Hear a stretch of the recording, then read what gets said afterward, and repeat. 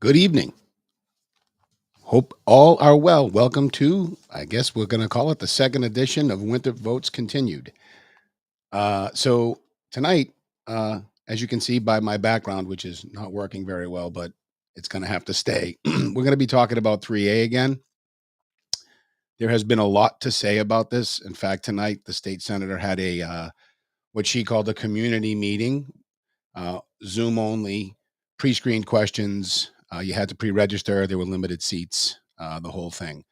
Uh, so probably less than appealing as far as a communication method. But anyway, the point being, we have seen a lot of talk. There is a lot of talk. The council's been working with the secretary at Augustus, um, you know.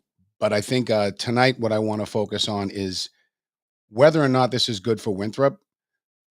I have been trying to have a conversation with some of the folks on the yes side of this thing because I want to understand from their perspective, given the reams of data that say otherwise, why are they so adamant that this is something that's going to produce results when we clearly know that it doesn't?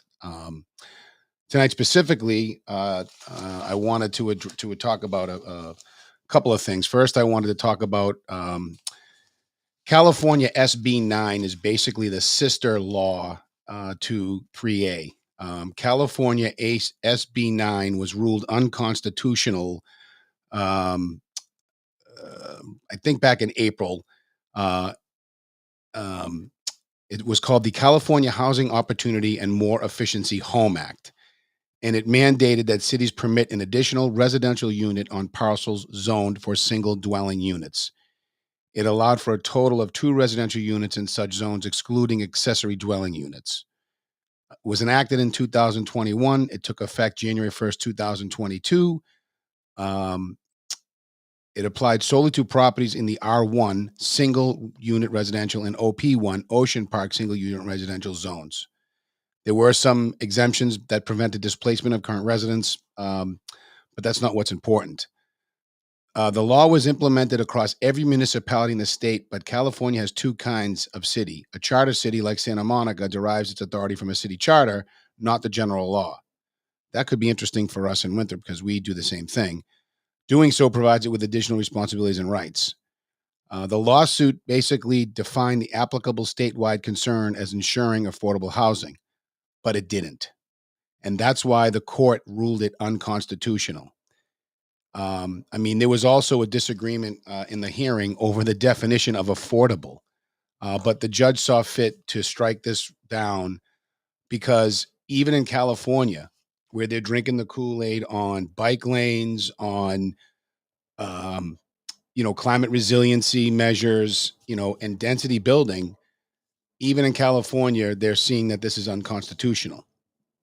But also in California, housing costs have not go down, and any rentals, none of it, nothing has gotten less expensive um, in California when it comes to housing, and they've been doing this for years.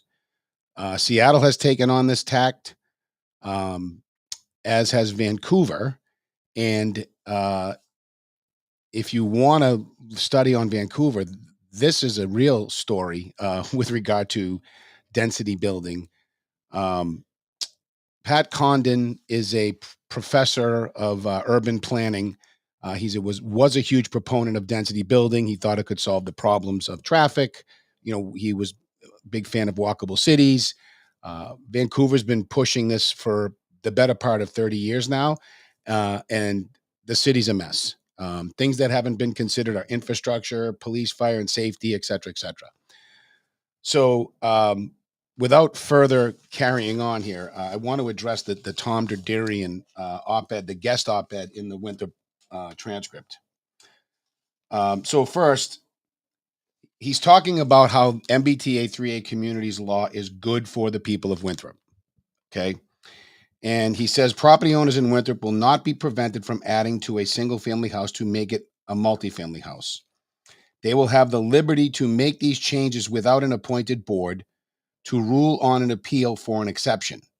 They will not be subject to others arguing against them in front of the unelected board.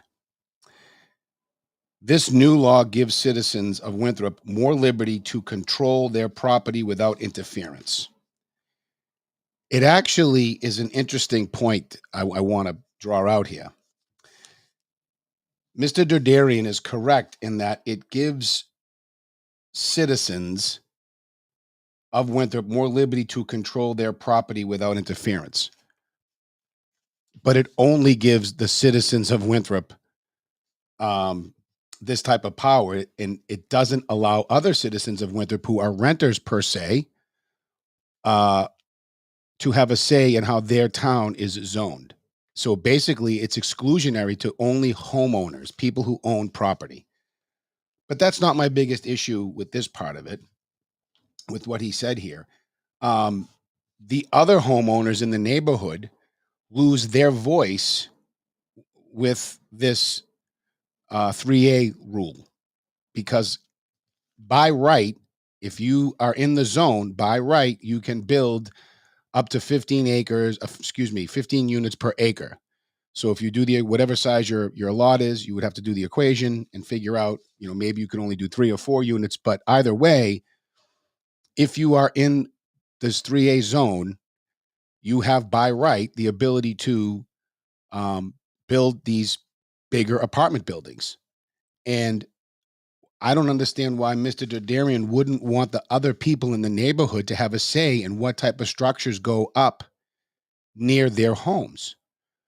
Quite frankly, quite frankly, apartment buildings actually degrade community. It makes you much more transient. Um, we have seen this throughout the decades that it's a rare that the days of a family taking up all three floors of a three-decker flat are over. You know, we've become a much more mobile and transient society, and to that end, you know, cities like East Boston and Winthrop have had areas of our town loaded with triple deckers that have turned into a not so pleasant place to live because of the transient nature.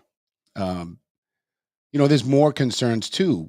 People the construction of these buildings, as our fire chief astutely pointed out, make it less safe for firefighters to fight those fires, amongst other concerns about the size of the building, apparatus, and uh, um, evacuating people from the higher floors. There's just a whole host of other concerns about public safety that this particular paragraph leaves out.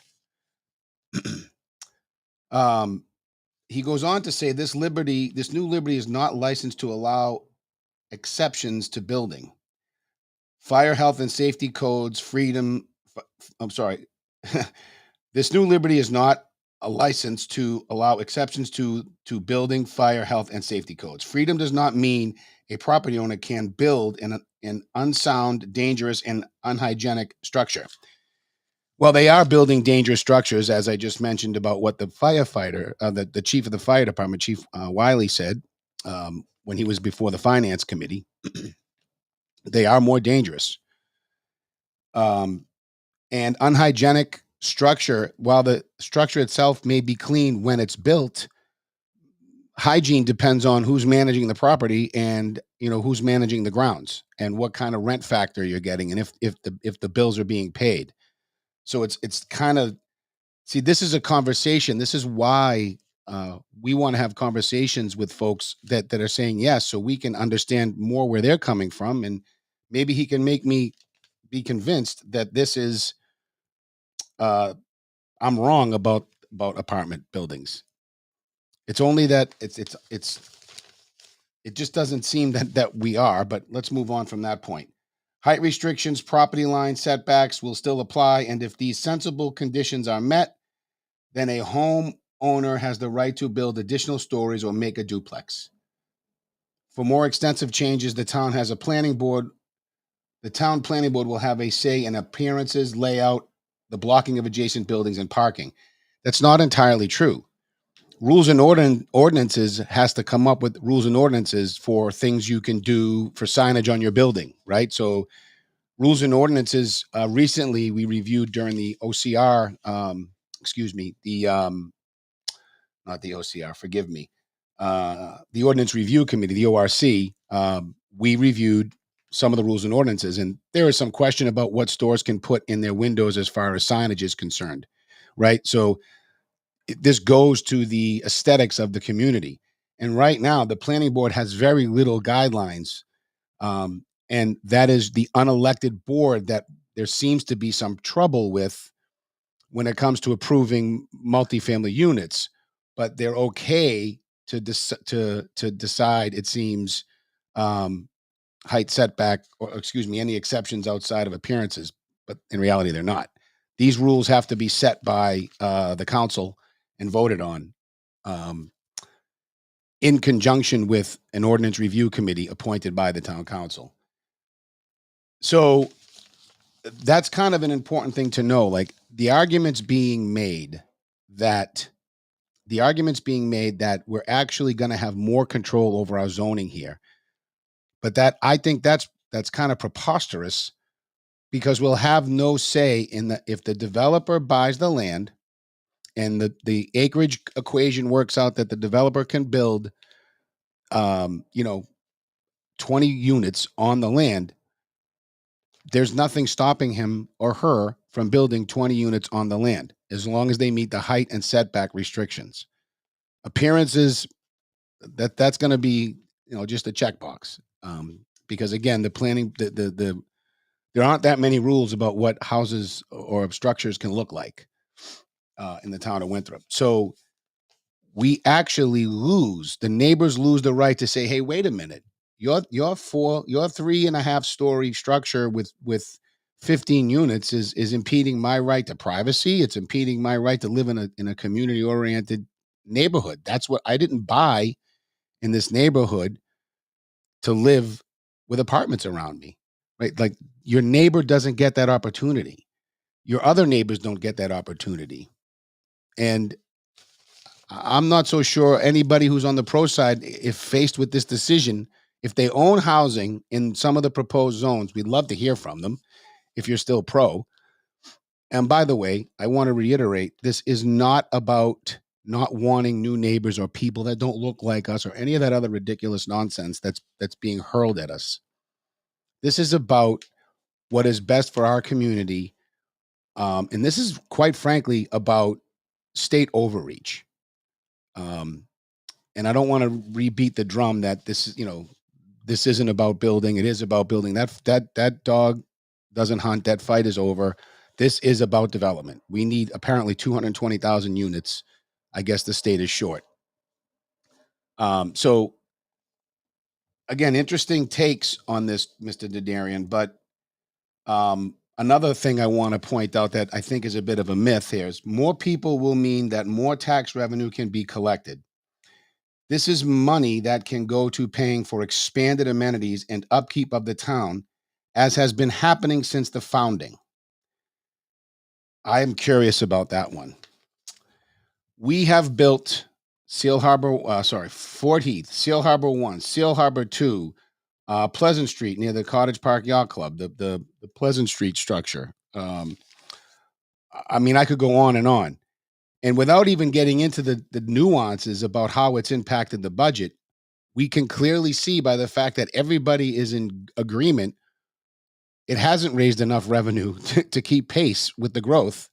And in fact, again, going back to the finance committee meeting where Chief Terry Delahanty and was it Chief Goodwin? Forgive me, I forget. I think you were both there actually. And Chief Wiley said, we're basically already, I'm not going to use understaffed, but under-resourced in our public safety department as we stand today as a community, before we even talk about the projects that are already slated to be done and the areas that are already zoned to allow for more units to be built, such as the actual center business district, with the mixed use zoning. So it's a bit misleading or incorrect to say that this is going to mean more tax revenue. Sure, it's going to raise the revenue, but it's also going to increase our expenses. A fair question that both sides have asked is, what is the number? How much does it cost per new um, resident? And we really only have an answer about students in the school district. And I don't know now if we're up to 12, 13, or 14,000 a student, but it's quite a bit per student added. And we're already over capacity, which is another thing we haven't addressed tonight. More people will mean more customers for local service businesses such as restaurants, food stores, personal services. That goes on and on. Yep, that's true. I would prefer more people come visit and then leave, because that type of tax revenue for our businesses, especially for the food food services, where we get a little bit more of a cut, would be better for Winthrop. A thriving center business district means that more businesses can open, and we can create a stronger tax base that doesn't rely on the taxpayer, the homeowners, um, paying for overrides every so many years. Finally, I think the final part of this I want to cover is recognizing that our country is a capitalist free market economy. The new 3A law, the new 3A communities law, does not require that anything be built, or that infrastructure be modified in anticipation of building.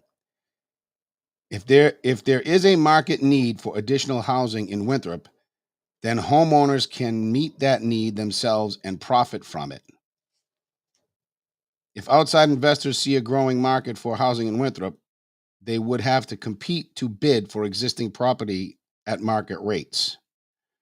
Winthrop homeowners are too clever to sell at a discount. Boy, I'm curious about that one. First, does not require. Now we don't care about that. If there is a market need for additional housing in Winthrop, then homeowners can meet that need themselves and profit from it. If outside investors see a growing market, you think we Winthrop people can compete for bids? That I'm not sure if that's what you mean. I mean, some of these guys that are these businesses that are buying up houses are mega development companies with huge bank accounts and bankers behind them that are ready to write checks. So I'm not sure what is being said there.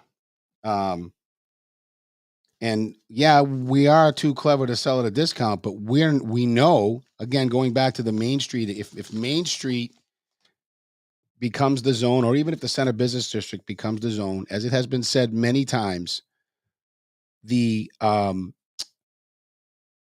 developers are going to look at aerial shots of the lots. They're going to pick the lots that they want, they think can make them the most money, and they're going to go knock on doors and they're going to make over market offers. And the first one that caves is the one they're going to work with. And, the last one that caves is probably going to end up losing on the deal and being stuck there with bigger apartment style buildings around their single family home that they did not want in the first place. And the reality of this is, why is it that the people can't vote? That's another question I have. Why does the pro side not want the people of Winthrop to have a say? It's overwhelmingly in our favor that this is not wanted. There isn't a person. I mean, the size of the number of people who are pro 3A is puny. And it gets a little bit bigger with the number of people who are worried about the grants being withheld from us, the threat of withholding our tax money from us by our politicians.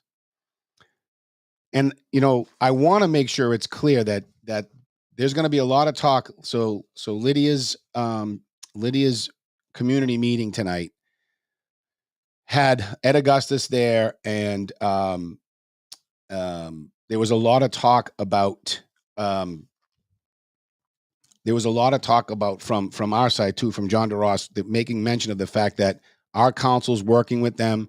We're doing the right things. The bottom line is, I heard this come out of the senator's mouth, something like this. We've already done the work that needs to be done. And if that's the case, I'll take you at your word. We don't need to comply with 3A. We're done. If that's the case, why do we need the overlay? Because if we pass 3A, if 3A If we comply, if we capitulate with 3A, the state now has say over that zone. The state now can change the guidelines and say, you know what? Yeah, we only said three and a half stories, but guess what? Now we're going to mandate you to go up to 4.5 stories. And, by the way, because it's the law, I mean, and who knows if they'll get away with it or even try it, but this is something that could happen. They could change the number of units per acre. They could do anything. They've already been making changes on the fly as this thing has been rolled out. So I think it's important to stress that those of us on the no side want to protect the community that Winthrop is. Okay, we can have our bumps and bruises and disagreements, but we should be having them without interference from the state. And those of you on the yes side, don't be afraid of the town. Every time it comes up an issue that you folks disagree with, you never want to. It's never about the majority. It's about the council. It's about the council getting it done. Well, sometimes there are things that have to go back to the people. This would be one of them. Let us decide. Let us decide, because this is our livelihoods. These are our investments. And it just, there hasn't been a solid argument for. There hasn't been any effort to understand why we say no. There hasn't been any effort to explain to us why yes is good. I mean, this is a lovely article, but it's doesn't really draw out how it's good. It just kind of talks in platitudes, and quite frankly, some of it was I won't say mythy, but certainly without merit or without any fact base behind it. So, with that being said, yeah, we're voting no on 3A. That's the main message. And by the way, if you're interested, please go to Winthrop. Winthrop says no to 3A. Follow us, like us, join us. There are going to be T-shirts and lawn signs coming in the future. One other thing I wanted to touch on. This is important for the people of Winthrop to understand as well.